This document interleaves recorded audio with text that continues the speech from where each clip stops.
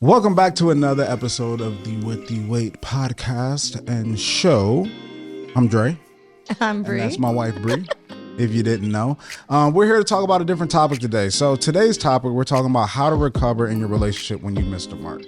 And it's so funny that, like, Bree and I, although we have these topics that we're discussing, I feel like we know kind of what to do in certain situations, but like all relationships and things, even if you know what to do, still doing it is always hard work to put it into practice. So it's like even things like this we talked about, it's like, man, we dealt with this recently, Literally. and we're still dealing with this. But basically what this means is that there are times in your relationship to where you dropped the ball, or you missed a mark, or you were supposed to do something and you didn't do it, or you said you were going to do something and you didn't do it and you fell through on it. And sometimes those can blow up relationships, but a lot of times you can get through those things. So I think it's important to talk about like what that looks like and how to really push through those moments. Do you want to start? Yes, because as soon as I read it, and this is what you were referring to, I was like, oh, we literally just dealt with this. Because I'm a princess slash brat and my birthday's coming up, and we had a situation where I felt like, what the heck, Dre? And the number one thing that I thought of when I saw this topic, and the number one thing that Dre did when this situation happened, was take accountability. So I know without a doubt that I never have issue with you being wrong, dropping the ball, whatever, and vice versa, as long as we take accountability and we're like, dang, I'm sorry, I see that, I recognize that, and then putting a plan in action to make sure that it doesn't happen again. And life happens, and we are not perfect beings, so of course mistakes are going to happen, and it's probably not the last time that something similar to that will happen, but it's about just knowing that like we're on the same page, and it's like, hey, this is what I prefer, or if something like this happens in the future, I would prefer you to do this or react in that way. And then having like accountability, not just from saying, I realize I did this, but having accountability in the plan and being like, this is what we're going to do together to make sure that something like this just hopefully doesn't happen again. So the number one word, accountability, like take accountability when you fall short, because that matters so much. No, I completely agree. And we had talked about this before in a previous episode of just the foundational expectations that you should have entering into a relationship. And I think that dropping the ball, you should expect that that will happen in your relationship. Yeah. Not only on your part, but on your partner's part. Like that should just be an expectation. And when it comes to those situations, it's not about always dropping a ball. It's what Bria talked about, how you respond to it. How do you make up for it? And another big thing too, that I think is crucial for relationships to be successful is knowing the person's heart. Like if you don't truly feel like you have a grasp of the person that you're with, like their heart and who they truly are, then I think you'll struggle in your relationship. But one of the things that helps us get through things that are, hard in our relationship, or times where we do miss the mark or drop the ball, is that I know the person that I'm with. I know they did not intentionally try to hurt me or try to make me sad or try to make me angry or anything like that. So I have to take that into account when I'm looking at the whole situation. I still need them to acknowledge like, hey, I understand what you're feeling. I understand my role in it and how I played a part in it. And this is what I'm going to hopefully do to try to be better the next time something like this comes around. But like Bree said, that accountability is so important. But when you know somebody's heart, it definitely changes your perspective on how you approach them and talk to them. This is also important to know when someone drops the ball and you make it aware to them, like, hey, this is what you did or didn't do in most cases. The way that they react will show you how they care about you.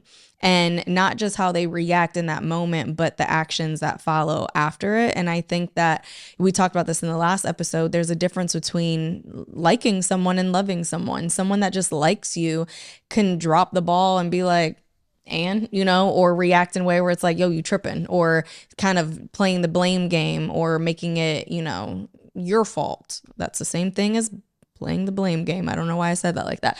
But yeah, it's like, you know, the way that someone reacts, like if I express to Dre that something he did or didn't do made me feel any way that is not a good way, he will immediately like try to understand why I feel how I feel and react in a way that makes me feel that he cares, and then we'll take action that aligns with that level of care. And you have to pay attention to that. A lot of men are out here, I'm not gonna just say men and women are out here dropping the ball and then not doing anything about it. And that is a clear sign that that person doesn't genuinely care for you. For sure. I think one of the biggest reasons that we do drop the ball a lot of times, one reason is forgetfulness, but another reason, which is something that we have dealt with often when we have had those moments, is just a difference in perspective and how you view things and what level of importance you give to something versus what the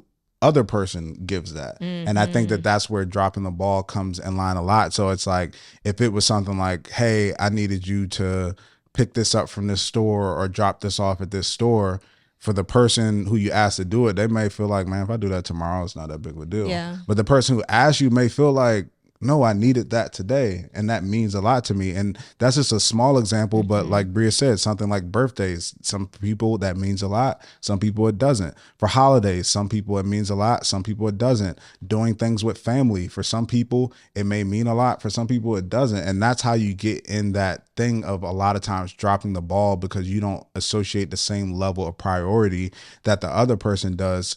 So it's important to know your partner. And one of the biggest things and one of the most important things you need to have in a relationship is empathy. And I'll read the definition of it just so everybody knows. It's the ability to understand and share the feelings of another person. So a lot of times you may not agree with their way of thinking, but it's your responsibility to understand them, at least to the point to where you can empathize with them and say like, I'm sorry. I know that was important to you. I see how that affected you. I'll try to do better in the future. But even in the meantime, hopefully I can offer this solution to make up for it in the moment right now. But the next time this come around, I'll try to be better. But you have to put yourself in the mindset of like your person and really, you know, have that feeling of try to get to where they're at so you can truly have a better understanding of how they feel. See. And I think that we do that with, I know we don't always do that, but my mom did a great job of that with me as a child. Like she always told people that whatever he's going through is real to him. And I think that's a great example because with children, the issues that they normally have, we be like, this is it. Like somebody took your Cheetos or like, and you bawling out crying, acting like the world about to end. But it's like that in relationships sometimes that we think the person, what our person, Don't take my Cheetos. we think what our person is going through is like, sometimes like what? Or if they're mad about something, we're like, you're mad about that?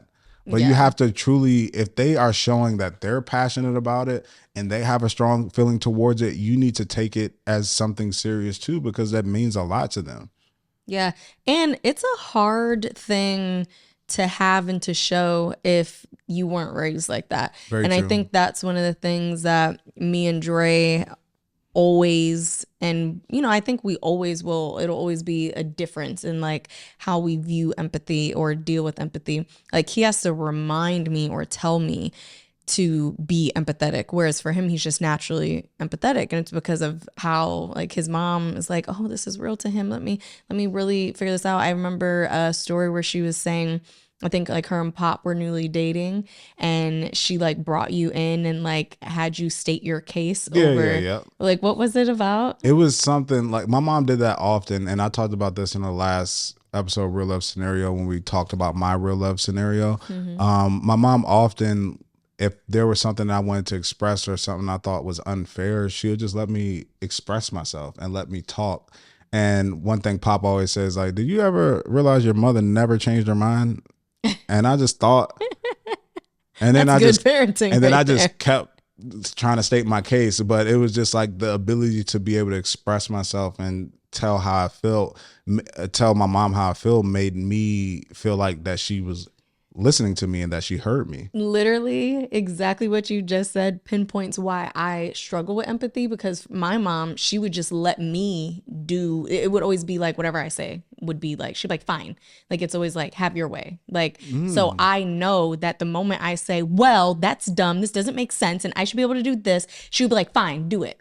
And so in our relationship, when I'm like, that makes no sense, it's so stupid, I want to do this thing, like, I grew up since I could talk, saying and doing that. Like, And that got you what you wanted. or yes, it was either that or my mom having to drag me out of whatever store it was because I was kicking and screaming and crying because I wanted a certain toy and I literally couldn't have the toy. So it was either I got what I wanted or I got smacked upside the head with a brush because I was saying too much or doing too much or giving attitude or screaming, kicking, and crying. And she's like, not going to deal with it. But it was never state your case. Like, you know, it was like, and then she's like, fine.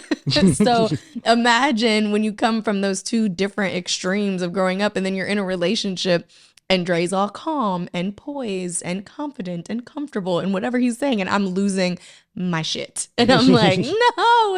And it's just like, you can't really empathize with someone when all you know is like, well, this is how I feel. And I understand. And I love that word, understand, because it really can have so many different meanings, right?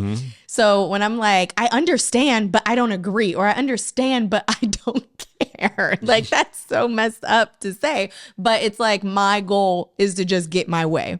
And even when I'm not trying to do that, I'll notice after a conversation that that 5-year-old Bree is at play right now. And like, I have to reel it in. And that's why at certain times, and for people like me who have grown up with such extremes, sometimes we can't deal with things right in that moment. We have to be like, don't talk to me. I need a break. Like, I can't deal right now because I know that whatever I give you is not going to be good. So that, you know, taking a pause is sometimes needed because you have to basically fight your younger self. Then I got to go in the bedroom and be like, girl, you're tripping. This man loves you. Get it together. You need to care.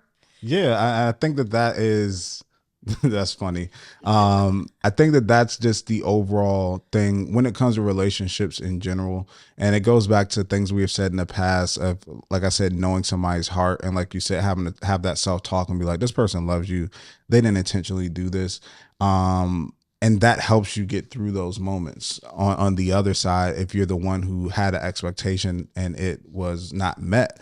And I always tell people that as I learned this maybe a year ago in our relationship, that we tried to do these things to where we would have these, read a book or watch a video and it'll give you these like steps or instructions on what to do when you're arguing, say things like this, word things like that. But what I realized is that once the emotions start flowing, all that crap goes out the window. And the thing that really helps you to get through those moments is everything else in your relationship is having a strong foundation of your relationship. It's kind of almost like if you stomp or are in a storm with a bridge that's built out of bricks and stone, when those storms comes, like nothing wavers. But if you're on a rickety bridge that's made of wood and string, the moment a wind just blows, it seems like everything blows up. So I realized in our relationship that to get through the tough moments and the drop the ball moments,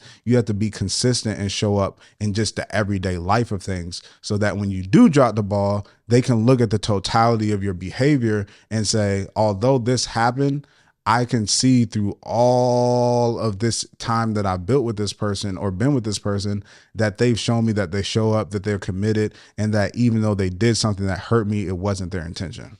Yeah, and this is the last thing I want to say on the whole dropping the ball thing. I feel it's really important for you to know your person. And like, again, communication is everything. You can't just walk up to your person and be like, yo, you dropped the ball again. Or, you know, like give them that energy. You have to know how they receive criticism and you have to do it in a way. Don't mention food. Are you about to mention food? No. Okay. Well, that's your way. I know. Okay. I saw you smile. Okay. I just like your little thug voice. Don't do that. Don't drop the ball no more. Well, again, this actually goes to the point. I thought you were going to mention the food thing, but Dre knows if he has to tell me something that might be hard to hear, might stress me out, might not make me the happiest, do it over a meal, because it's hard to make me mad when I'm eating food, or like it's hard for my mood to be jacked up because I am in heaven when I'm eating. So again, you have to like know your person. You can't just come at them in a way where they're immediately going to feel attacked and become defensive, because then we're not going to get anywhere. And now again, the finger is going to be turned around to the other person. And instead of the focus being on what happened that made the scenario of dropping the ball occur, you're now focused on this argument that you're having just because of the way that you addressed it. So I think that's really important. Yeah. We all drop the ball. It's going to happen. It's a part of relationships. Just understand that. And it's all about how you respond. Like Bree said, we take accountability and we find solutions and try to put together a plan to make sure we don't do that again. Yeah. Awesome. So thank you for tuning in this week for the Worth the Wait show podcast, whatever you want to call it. Make sure to subscribe to this channel, like this video. If you're listening, please write a review, and also go in that right corner and hit that plus button to subscribe and follow this podcast so it pops up every time a new episode pops up. Make sure you follow us on social media. I am at It's Dre Smith. At Brianna Aponte. And at Relationship Restored everywhere. Instagram, TikTok, Threads, all that stuff. Peace.